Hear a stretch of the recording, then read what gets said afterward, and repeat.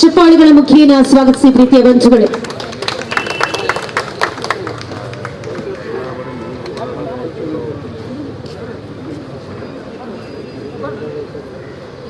ಅನ್ನೋದೊಂದು ಚಿಂತನೆ ಬರುತ್ತೆ. ಆ ಚಿಂತನೆಯನ್ನ ದಿನೇಶ್ ಅವ್ರ ಜೊತೆಯಲ್ಲಿ ಹಂಚ್ಕೊಳ್ತಾರೆ. ದಿನೇಶ್ ಅವರು ಅದಕ್ಕೊಂದು ಕಾರ್ಯರೂಪ ತರಲಿಕ್ಕೆ ಪ್ರಯತ್ನ ಪಡ್ತಾರೆ. ಈ ದಿಸೆಯಲ್ಲಿ ಆಗ ರಾಷ್ಟ್ರ ರಾಜಕಾರಣದಲ್ಲಿ ರಾಜಕೀಯ ಬೆಳವಣಿಗೆಯಿಂದ ನಡೆಯುತ್ತೆ. ಆ ರಾಜಕೀಯ ಬೆಳವಣಿಗೆಯಿಂದ ಹಿರಿಯ ನಾಯಕ ಎಚ್ ಡಿ ದೇವೇಗೌಡರು ಪ್ರಧಾನಮಂತ್ರಿ ಆಗ್ತಾರೆ. ದೇವೇಗೌಡರು ಪ್ರಧಾನಮಂತ್ರಿ, ಅವರ ಒಂದು ಸರ್ಕಾರ ನಮ್ಮ ಒಂದು ಪ್ರೆಸ್ ಕ್ಲಬ್ಬಿನ ಒಂದು ಅಭಿವೃದ್ಧಿ ವಿಚಾರದಲ್ಲಿ ಸಾಕಷ್ಟು ರೀತಿಯಾದಂತಹ ಒಂದು ಕೊಡುಗೆಯನ್ನು ನೀಡಿದೆ. ನಾವು ಮುಖ್ಯಮಂತ್ರಿಗಳಲ್ಲಿ ಕಳೆದ ಬಾರಿ ಬೇಡ್ಕೊಂಡಿದ್ದವು, ಕೆಲವೊಂದು ವಿಚಾರಗಳನ್ನ ಇಲ್ಲಿ ಪ್ರಸ್ತಾವ ಮಾಡಲಿಕ್ಕೆ ಬಯಸ್ತೇನೆ. ಮೊದಲನೇದಾಗಿ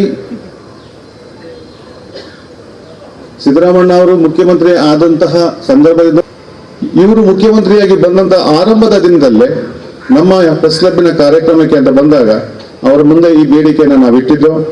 ನಾನು ಪ್ರಭಾಕರ್ ಅವ್ರಿಗೂ ಕೂಡ ನಾನು ಧನ್ಯವಾದಗಳನ್ನ ಹೇಳಲಿಕ್ಕೆ ಪ್ರಾರಂಭವಾಗುತ್ತೆ.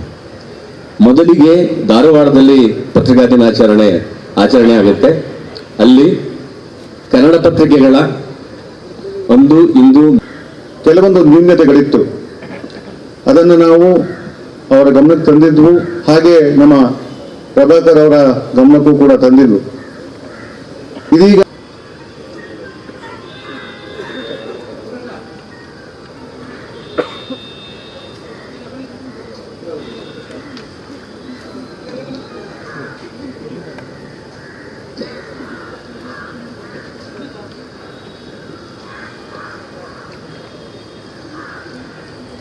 ನಿಮ್ಮೆಲ್ಲರ ಪರವಾಗಿ ಹಾಗೂ ವಾರ್ತಾ ಇಲಾಖೆ, ಪ್ರೆಸ್ ಕ್ಲಬ್, KUWJ ಹಾಗೂ ಪತ್ರಿಕಾ ಅಕಾಡೆಮಿ ಪರವಾಗಿ ಅವರನ್ನು ಕೂಡ ತುಂಬ ಹೃದಯದಿಂದ ಸ್ವಾಗತಿಸ್ತಾ ಇದೆ.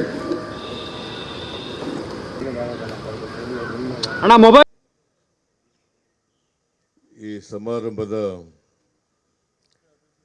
ಅಧ್ಯಕ್ಷರು,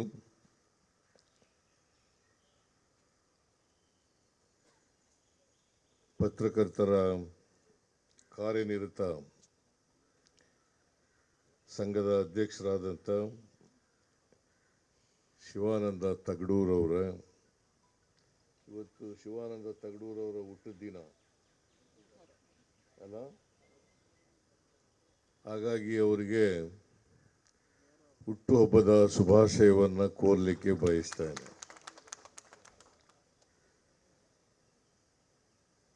ಜುಲೈ 1ನೇ ತಾರೀಕಿಗೆ ಅವರು ಹುಟ್ಟಿದ್ದಾರೆ. ಜುಲೈ 1ನೇ ತಾರೀಕು ಕರ್ನಾಟಕದಲ್ಲಿ ಮಂಗಳೂರು ಸಮಾಚಾರ ಪತ್ರಿಕೆಯನ್ನು ಕೂಡ ಪ್ರಾರಂಭ ಆಯಿತು. ಹಾಗಾಗಿ ಕಾಕ್ತಾಳೀಯ ಅಂತ ಅನಿಸುತ್ತೆ.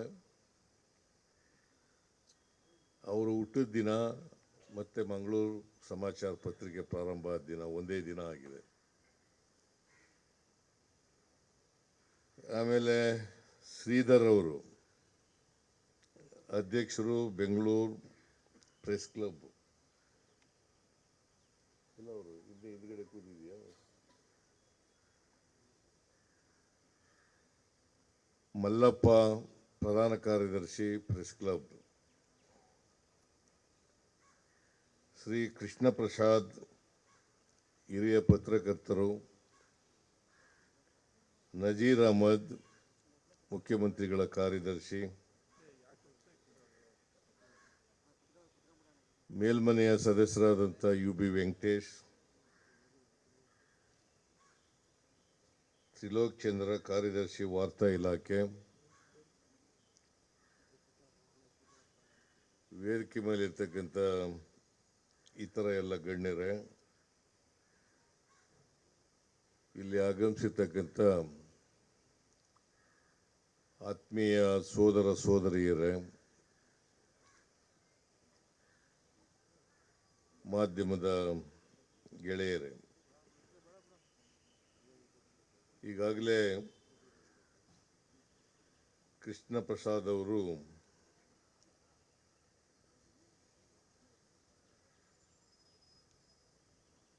ಮುಖ್ಯ ಭಾಷಣಕಾರರಾಗಿ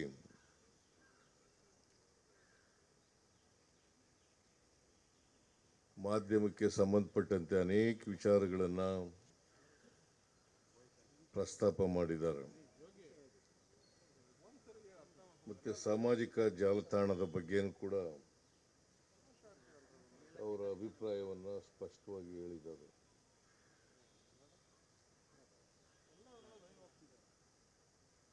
ನಾನು ಇನ್ನೊಂದು ಕಾರ್ಯಕ್ರಮಕ್ಕೆ ಹೋಗಬೇಕಾಗಿರೋದ್ರಿಂದ ಹೆಚ್ಚು ದೀರ್ಘವಾಗಿ ಮಾತಾಡಲಿಕ್ಕೆ ಹೋಗಲ್ಲ. ಈಗಾಗಲೇ ಪ್ರಸ್ತಾಪ ಮಾಡದಂತೆ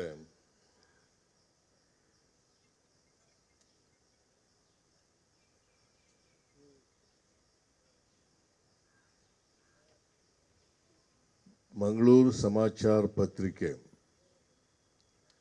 1843 ಜುಲೈ 1ನೇ ತಾರೀಕಿಗೆ ಪ್ರಾರಂಭ ಆಯಿತು. ಅದನ್ನು ಕನ್ನಡಿಗರು ಯಾರು ಪ್ರಾರಂಭ ಮಾಡಲಿಲ್ಲ.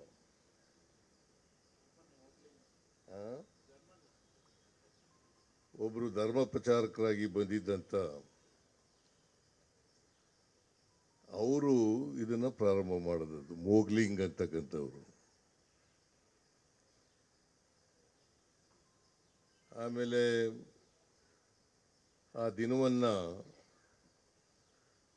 ಪತ್ರಿಕಾ ದಿನವನ್ನಾಗಿ 1996 ಜುಲೈ 1ನೇ ತಾರೀಕಿನಿಂದ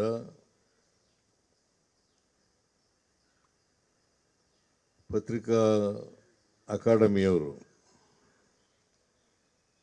ಆಚರಣೆ ಮಾಡ್ಕೊಂಡು ಬರ್ತಾ ಇದ್ದಾರೆ.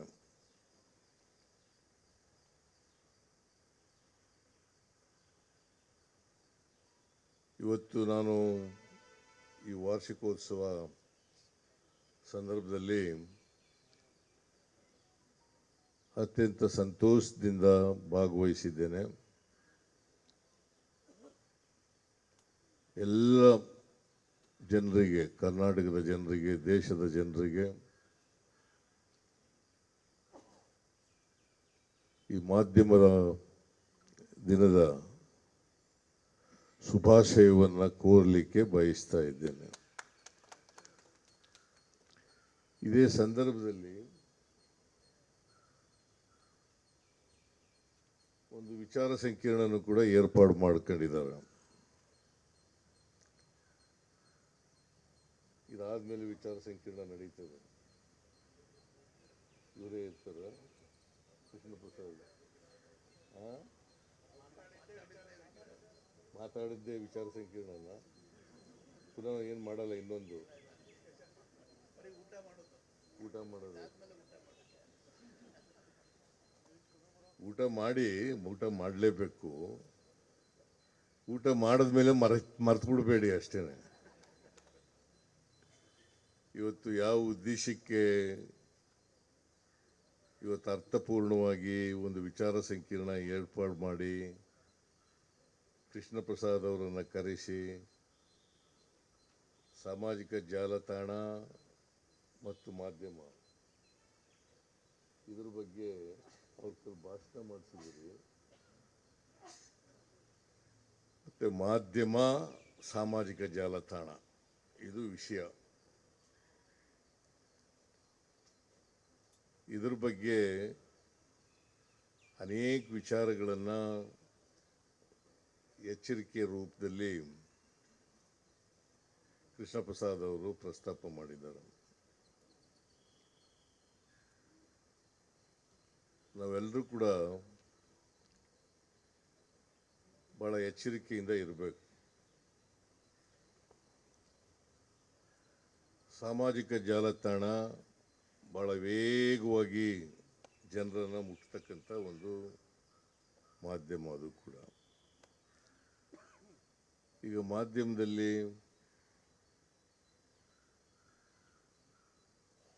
ಪ್ರಿಂಟ್ ಮೀಡಿಯಾ ಮತ್ತು ಎಲೆಕ್ಟ್ರಾನಿಕ್ ಮೀಡಿಯಾ ಅವುಗಳ ಮೂಲಕ ಟಿ ವಿ ಚಾನೆಲ್ಗಳು, ರೇಡಿಯೋಗಳು ಮತ್ತು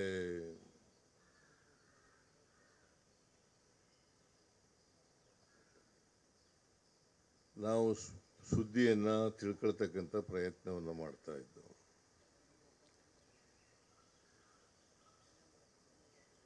ಮಾಹಿತಿಯನ್ನು ಪಡ್ಕೊಳ್ತಕ್ಕಂಥ ಪ್ರಯತ್ನವನ್ನು ಮಾಡ್ತಾ ಇದ್ದೆವು.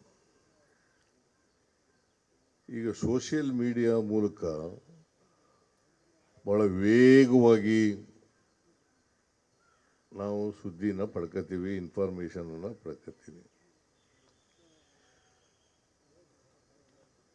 ಅವು ಎಷ್ಟು ಉಪಯೋಗ ಆಗ್ತದೋ ಅಷ್ಟು ಕೆಟ್ಟವುಗಳು ಕೂಡ ಇದ್ದಾವೆ ಅಂತಕ್ಕಂಥದ್ದನ್ನು ಮರೀಲಿಕ್ಕೆ ಸಾಧ್ಯ ಇಲ್ಲ.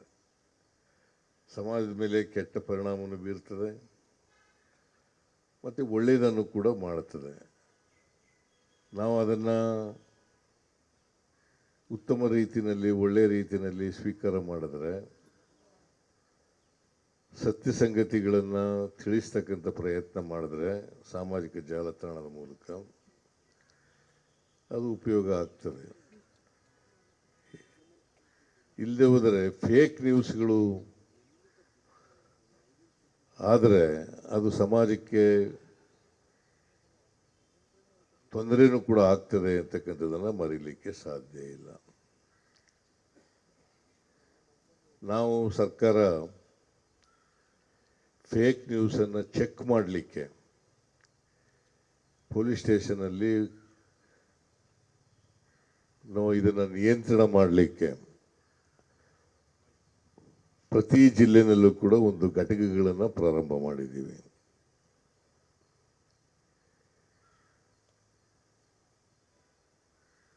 ಮಾಧ್ಯಮದಲ್ಲಿ ಎಲೆಕ್ಟ್ರಾನಿಕ್ ಮಾಧ್ಯಮ ಇರ್ಬೋದು, ಪ್ರಿಂಟ್ ಮಾಧ್ಯಮ ಇರ್ಬೋದು, ಅದರಲ್ಲಿ ಸ್ಪೆಸಿಫಿಕ್ ಆಗಿ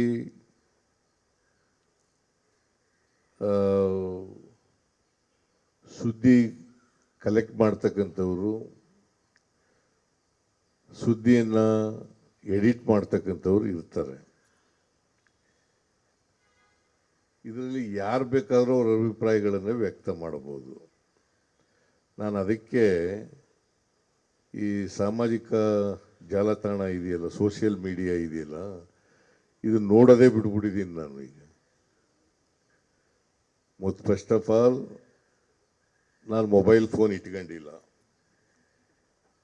ಮೊಬೈಲ್ ಫೋನ್ ಇಟ್ಕೊಳ್ಳದೇ ಇರೋದರಿಂದ ಸೋಷಿಯಲ್ ಮೀಡಿಯಾದಲ್ಲಿ ಏನು ನಡೀತದೆ, ಏನೇನು ಆಗ್ತದೆ ಅಂತಕ್ಕಂಥದ್ದು ಕೂಡ ನನಗೆ ಗೊತ್ತಾಗೋದಿಲ್ಲ. ನನ್ನ ಮಗ ಹೇಳ್ತಾ ಇರ್ತಾನೆ, ಹಿಂಗೆಲ್ಲ ಸರ್ಕಾರದ ಬಗ್ಗೆ ಅಭಿಪ್ರಾಯ ವ್ಯಕ್ತ ಮಾಡಿದ್ದಾರೆ ಅಂಥೇಳಿ ಅವನ್ನೆಲ್ಲ ಹೇಳಿದಾಗ ಗೊತ್ತಾಗೋದು ನನಗೆ. ಅಲ್ಲದೆ ಹೋದರೆ ನಾನು ನೋಡೋಕ್ಕೆ ಹೋಗೋದಿಲ್ಲ. ಸೊ ಮೊದಲಿನಿಂದ ಇಟ್ಕೊಂಡಿಲ್ಲ ನಾನು ಮೊಬೈಲ್ ಫೋನನ್ನು. ಒಂದು 6 ತಿಂಗಳು ಇಟ್ಕೊಂಡಿದ್ದೆ. ಅದು ರಾತ್ರಿ ಹೊತ್ತೆಲ್ಲ ಫೋನ್ಗಳು ಬಂದ್ಬಿಡವು, ಕರೆಗಳು, ನಿದ್ದೆ ಮಾಡೋಕ್ಕೆ ಬಿಡ್ತಿರ್ಲಿಲ್ಲ. ಅದಕ್ಕೆ ಅವತ್ತಿನಿಂದ ಈ ಮೊಬೈಲ್ ಫೋನ್ನೇ ಇಟ್ಕೋಬಾರ್ದು ಅಂತ ತೀರ್ಮಾನ ಮಾಡಿ ಇಟ್ಕೊಳ್ಳಲಿಲ್ಲ. ನಮ್ಮ ಪಿ ಎಗಳು, ನಮ್ಮ ಗನ್ಮ್ಯಾನ್ಗಳು ಅವ್ರ ಫೋನ್ ಮೂಲಕ ಏನು ಮಾತಾಡೋದನ್ನು ನನಗೆ ತಿಳಿಸ್ತಾರೆ. ಯಾರಾದರೂ ಫೋನ್ ಮಾಡಿದ್ರೆ ಅದನ್ನು ತಿಳಿಸ್ತಾರೆ. ನಾನು ಅದಕ್ಕೆ ಉತ್ತರ ಕೊಡ್ತಕ್ಕಂಥ ಪ್ರಯತ್ನವನ್ನು ಮಾಡ್ತೇನೆ. ಸೊ ಫೇಕ್ ನ್ಯೂಸ್ಗಳ ಬಗ್ಗೆ ಮಾಧ್ಯಮದವರು ಎಚ್ಚರವಾಗಿರಬೇಕು, ನಾವು ಕೂಡ ಎಚ್ಚರವಾಗಿರಬೇಕು. ಎಲ್ಲರೂ ಕೂಡ ಎಚ್ಚರದಿಂದ ಇದ್ರೇ ಭಾಳ ಅನುಕೂಲ ಆಗ್ತದೆ. ಫೇಕ್ ನ್ಯೂಸು ಈಗ ಅವರವರ ಹಿತ ಯಾರಿಗಿರ್ತದೆ, ಯಾರು ಪರವಾಗಿರ್ತಾರೆ, ಅವರು ಹೆಚ್ಚು ಅವ್ರ ಪರವಾಗಿಯೇ ಹೇಳ್ತಕ್ಕಂಥದ್ದನ್ನು ಮಾಡ್ತಾರೆ. ಅವ್ರಿಗೆ ವಿರುದ್ಧವಾಗಿದ್ದರೆ ಅದಕ್ಕೆ ವಿರುದ್ಧವಾದಂಥ ಫೇಕ್ ನ್ಯೂಸನ್ನು ಮಾಡ್ತಕ್ಕಂಥದ್ದನ್ನು ಕೂಡ ಮಾಡ್ತಾರೆ. ಸೊ ಈ ಬಗ್ಗೆ ಭಾಳ ಎಚ್ಚರಿಕೆ ಇರ್ತಕ್ಕಂಥದ್ದು. ಅದಕ್ಕೆ ನೀವು ಸ್ವಲ್ಪ ಇದನ್ನು ಡೀಟೇಲಾಗಿ ಚರ್ಚೆ ಮಾಡಿದರೆ ಅನುಕೂಲ ಆಯ್ತಿತ್ತು. ಬರೀ ಕೃಷ್ಣ ಪ್ರಸಾದ್ ಒಬ್ಬರ ಕೈಲೇ ಭಾಷಣ ಮಾಡಿಸೋದ್ರ ಬದಲು ಬೇರೆಯವರು ಕೂಡ ಭಾಗವಹಿಸಿ ಚರ್ಚೆ ಮಾಡ್ತಕ್ಕಂಥ ಕೆಲಸ ಮಾಡಬೇಕಾಯ್ತು. ಯಾಕಂದರೆ ವಿಚಾರ ಸಂಕಿರಣ ಅಂತ ಇಟ್ಕೊಂಡಿದ್ದೀವಿ, ವಿಚಾರ ವಿನಿಮಯ ಆಗಬೇಕಾಗಿತ್ತು. ಅದು ಆಗಿದ್ದರೆ ಭಾಳ ಅನುಕೂಲ ಆಗ್ತಿತ್ತು ಅಂತೇಳಿ ನಾನು ಭಾವಿಸ್ಕೊಂಡಿದ್ದೇನೆ. ಅಲ್ಲ, ಬರೀ ಕೃಷ್ಣ ಪ್ರಸಾದ್ ಒಬ್ಬರು ಭಾಷಣ ಮಾಡಿದ್ರೆ ನಿಮಗೆ ಒಂದು ಮುಖ ಗೊತ್ತಾಗ್ತದೆ, ಇನ್ನೂ ಒಂದು ಮುಖ ನೋಡಬೇಕಲ್ಲ. ವಿಚಾರ ಸಂಕಿರಣ ಅಂತಂದರೆ ಅಭಿಪ್ರಾಯಗಳನ್ನು ವ್ಯಕ್ತ ಮಾಡೋದು, ಅದರಿಂದ ಅಂತಿಮವಾಗಿ ನಾವು ಯಾವ ದಾರಿ ಅನುಸರಿಸಬೇಕು ಅಂತಕ್ಕಂಥದ್ದು ಕೂಡ ಭಾಳ ಮುಖ್ಯ ಆಗುತ್ತೆ. ಸೊ ಅದಕ್ಕೋಸ್ಕರ ವಿಚಾರ ಸಂಕಿರಣನ ಒಂದು 2-3 ಜನ ಭಾಷಣಕಾರರನ್ನು ಕರೆದು ಚರ್ಚೆ ಮಾಡಿದರೆ ಹೆಚ್ಚು ಅನುಕೂಲ ಆಗ್ತಿತ್ತು ಅಂತೇಳಿ ನನ್ನ ಭಾವನೆ. ಇನ್ನೊಂದು ಸಾರಿ ಮಾಡಿ, ಅದನ್ನು ಇವತ್ತೇ ಮಾಡಬೇಕು ಅಂತೇನಿಲ್ಲ, ಇನ್ನೊಂದು ದಿನ ಮಾಡ್ತಕ್ಕಂಥದ್ದನ್ನು ಕೂಡ ಪ್ರಯತ್ನ ಮಾಡೋದು ಭಾಳ ಒಳ್ಳೆಯದು ಅಂತೇಳಿ ನಾನು ಭಾವಿಸ್ಕೊಂಡಿದ್ದೇನೆ. ಆದರೆ ಫೇಕ್ ನ್ಯೂಸ್ ನಿಲ್ಲಿಸಲಿಕ್ಕೆ ಹಾಗಂತೇಳಿ ಜಾಲತಾಣ ಇರಬಾರ್ದು ಅಂತ ನಾನು ವಾದ ಮಾಡಲ್ಲ, ಸಾಮಾಜಿಕ ಜಾಲತಾಣ ಇರಬಾರ್ದು ಅಂತ ವಾದ ಮಾಡಲ್ಲ. ಅದರ ನಿಯಂತ್ರಣ ಮಾಡ್ತಕ್ಕಂಥದ್ದು ಅತ್ಯಂತ ಅವಶ್ಯ. ಅದಕ್ಕೋಸ್ಕರನೇ ನಾವು ಫ್ಯಾಕ್ಟ್ ಚೆಕ್ ಘಟಕಗಳನ್ನು ಪ್ರಾರಂಭ ಮಾಡಿರ್ತಕ್ಕಂಥದ್ದು. ಸೊ ನಾವು ಕೂಡ ನಿಯಂತ್ರಣ ಮಾಡಲಿಕ್ಕೆ ಪ್ರಾಮಾಣಿಕ ಪ್ರಯತ್ನ ಮಾಡ್ತೀವಿ. ನೀವು ಇದರ ಬಗ್ಗೆ ಒಂದು ನಿಲುವನ್ನು ತಾಳ್ಕೊಂಡು ಆ ದಾರಿನಲ್ಲಿ ನಡೀತಕ್ಕಂಥ ಪ್ರಯತ್ನವನ್ನು ನೀವು ಮಾಡಿ ಅಂತೇಳಿ ಈ ಸಂದರ್ಭದಲ್ಲಿ ಹೇಳಿ, ನಾನು ಹೆಚ್ಚು ಮಾತನಾಡಲಿಕ್ಕೆ ಹೋಗಲ್ಲ. ಬೇಕಾದರೆ ಇನ್ನೊಂದು ಕಾರ್ಯಕ್ರಮಕ್ಕೆ ಕಾಯ್ತಾ ಇದ್ದಾರೆ. ಇನ್ನೊಂದು ದಿನ ಬೇಕಾದರೆ ನೀವು ವಿಚಾರ ಸಂಕಿರಣ ಏರ್ಪಾಡು ಮಾಡಿದ್ರೆ ನಾನು ಬರ್ತೀನಿ ಅದಕ್ಕೆ, ಆ ಕಾರ್ಯಕ್ರಮಕ್ಕೆ ಬಂದು ನನ್ನ ಅಭಿಪ್ರಾಯವನ್ನು ಕೂಡ ವ್ಯಕ್ತ ಮಾಡ್ತಕ್ಕಂಥ ಪ್ರಯತ್ನವನ್ನು ಮಾಡ್ತೇನೆ ಅಂತಕ್ಕಂಥ ಮಾತುಗಳನ್ನು ಈ ಸಂದರ್ಭದಲ್ಲಿ ಹೇಳಿ, ಇವತ್ತಿನ ಮಾಧ್ಯಮ ದಿನಾಚರಣೆಯನ್ನು ಅತ್ಯಂತ ಸಂತೋಷದಿಂದ ಉದ್ಘಾಟನೆ ಮಾಡಿ ಎಲ್ಲರಿಗೂ ಶುಭಾಶಯ ಕೋರಿ, ಮಾಧ್ಯಮ ಈಗ ವೇಗವಾಗಿ ಬೆಳೀತಾ ಇದೆ, ತಂತ್ರಜ್ಞಾನ ವೇಗವಾಗಿ ಬೆಳೀತಾ ಇದೆ.